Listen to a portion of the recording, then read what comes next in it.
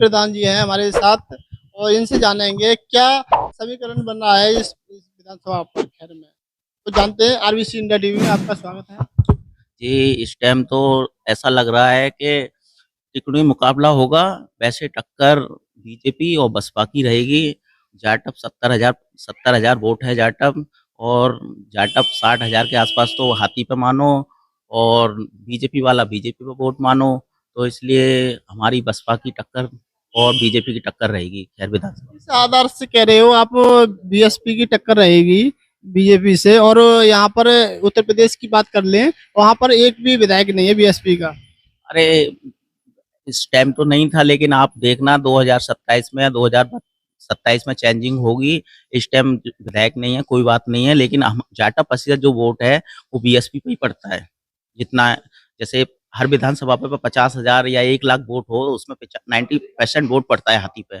ऐसे ही इस बार 70,000 वोट है हमारा खैर विधानसभा पे, तो 60,000 के आसपास हाथी पे वोट पड़ेगा। बीएसपी के प्रत्याशी हैं और कुछ कार्यकर्ता हैं वो बीएसपी से कुछ नाराज हैं आपके खैर विधानसभा में, और उनसे बहुत दर्द है उनके लिए। तो आप इसे कैसे देख रहे हो?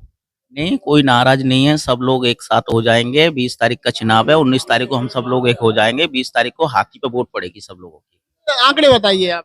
आंकड़े गए हैं, बीजेपी बीजेपी और बीएसपी और सपा, टक्कर बीएसपी और बीजेपी की रहेगी।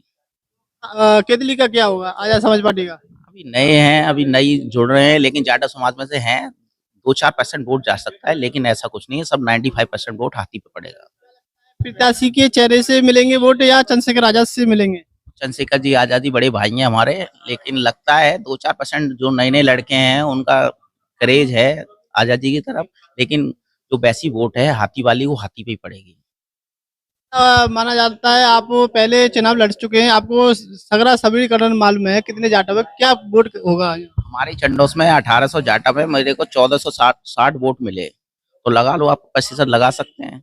मुस्लिम समाज है 2000 वोट, कांग्रेस को प्रत्याशी को दबाव में वोट पड़ गए 1500 के आसपास वोट, बीजेपी वाली बीजेपी को पड़े 2200 वोट। तो आप खुद ही देख लेना, 23 तारीख को परिणाम खुद देख लेना। टक्कर हाथी वाला प्रत्याशी या तो पहले पे आएगा या दूसरे पे आएगा।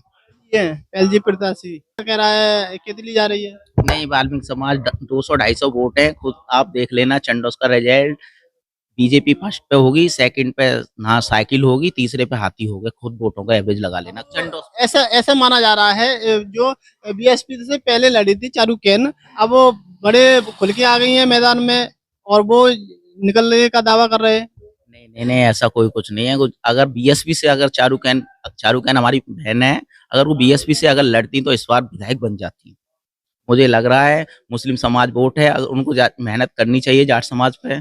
और जाटव समाज तो मेरे आपको बताऊं, वोट हाथी पे ही जाएगा और हाथी पे ही पड़ेगा। कुछ कार्यकर्ता हैं और वोटर हैं, ये नए चेहरे को नहीं देखते या बीएसपी से नाराज है, क्योंकि कुछ लोग ऐसे भी हैं वो कुछ नहीं जानते, बस बीएसपी की हाथी के चिन्ह को जानते हैं। ऐसा क्यों? बहन जी से मोहब्बत है और बाबा साहब की वो है, और बहन जी को ही चाहेंगे लोग। अभी बहन जी का क्रेज जाटव समाज में 95% है आज की डेट में उत्तर प्रदेश में, और पूरे भारत में कहीं भी देख लेना, कोई सी विधानसभा उठा के या कोई सी लोकसभा उठा के, जाटव 99% वोट हाथी पे ही पड़ता है। कहीं दूर दूर नजर नहीं आती, कहीं ऐसे गौरव जाटव का केस ले लो अलीगढ़ का, और जो हाथरस की बुलगड़ी कांड है, मनीषा वाल्मीकि, ये कहीं नजर नहीं आती। बीएसपी कार्यकर्ता नहीं, बीएसपी मुखिया मायावती। बड़ी लीडर है, टाइम उनको मिलता नहीं है, तो देखती रहती हैं। ऐसे जो कांड हो जाते हैं तो उसमें भाग लेते हैं कार्यकर्ता, सब पहुंचते हैं, हमारे जिले के सबरे नेता हैं या लखनऊ के नेता हैं, सब लोग पहुंचते हैं, बहन जी को बताते हैं, तो बहन जी उस पर क्रेज देती हैं। ये क्यों पीछे रह गई है ऐसे? अब गुमनाम नाम सा रह गया है बहन जी का, मगर वजूद तब पहले था, अब इतना नहीं है आपको लगता है? आगे समय में देखना, 2027 में बीएसपी का क्रेज बढ़ेगा। इस बार आप 9 सीटों पर चुनाव हो रहा है, इस बार देखना 1-2 विधायक बीएसपी से जीत के आएंगे जरूर। कह रहे हैं बहन जी ने अपने पहल जी प्रत्याशी हैं वो नहीं उतारने थे। पहल सिंह अच्छे प्रत्याशी हैं, पढ़े लिखे हैं, खैर विधानसभा पर सबसे अच्छे प्रत्याशी हैं, अच्छे अच्छे पढ़े लिखे हैं, और छवि अच्छी रही है उनकी। और देखना रिजल्ट आप 23 तारीख को देखना। समाज और ब्रह्म समाज जो सवर्ण समाज कहते हैं, तो वो तो लोग कहते हैं बहन जी जो दलितों के पार्कों में पत्रों में पैसा लगा दिया है। अरे नहीं ऐसी कोई बात ना, पार्कों को जाके देखिए। वो सपा सरकार आई है, जब से बीजेपी सरकार आई है, जब से पार्कों की लाइटें बंद हो गई, और बसपा गवर्नमेंट में आप उठा के देखिए 2009 से लेके 2012 तक के बीच में देखना, पार्कों में नोएडा या लखनऊ और कहीं जाके घूम के देखना क्या रिजल्ट था। और आप पार्कों की लाइट बंद करा दी इन दोनों पार्टियों ने, सपा और बीजेपी ने, चिढ़ के मारे। बहन जी का तो आज भी क्रेज है और आगे भी रहेगा। में क्या अच्छा था, कुछ बताइए। उनकी उनकी सरकार में कानून व्यवस्था ठीक थी, और हर चीज़ की लॉ एंड का पूरा व्यवस्था अच्छी थी, और किसानों को भी सुविधा मिल रही थी, गरीब लोगों को भी सुविधा मिल रही थी। आज की डेट में तो पेंशन मिल गया, सब बहन जी की देन है। नोएडा एक्सप्रेस बनाना, और एक गंगा जमुना एक्सप्रेस बनना है उस पे भी, और लोगों ने अब अपनी मोहरें बना ली। और जो जो अखिलेश यादव जी ने जो रोड बनाया था वो बहन जी की देन थी, वो बहन जी ने ही कराया था।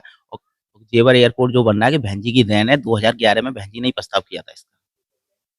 तो अब ऐसा लगता है बहन जी तो अब आकाश आनंद को आगे ला रही हैं।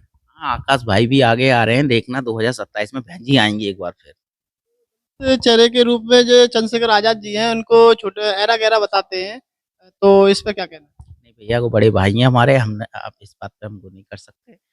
क्रेज बनना है उनका, अभी इस बार एमपी बन के गए हैं, अगर उनका वो रहा तो 2027 में बहन जी से हाथ मिलाएं तो कुछ बन सकता है, क्रेज बनेगा। जो बहुजन समाज के लोग हैं इन पे अत्याचार होता है, इन पे अत्याचार ऐसा ही होता रहेगा। कहीं पे मूर्ति तोड़ी जाती है बाबा साहब की, कहीं पर बहन जी पर टिप्पणी किया जाती है। क्या क्या लगता है कौन लोग करते हैं ये लोग? ये लोग बाहर के होते हैं, तानाशाही सरकारें चल रही हैं, कोई कानून व्यवस्था बिल्कुल बेकार है इस टाइम, और 2027 से व्यवस्था बनेगी। आप देखना बहन जी एक बार फिर आएंगी यूपी में। तो मेरे दोनों से बहुत आप देखते रहिए।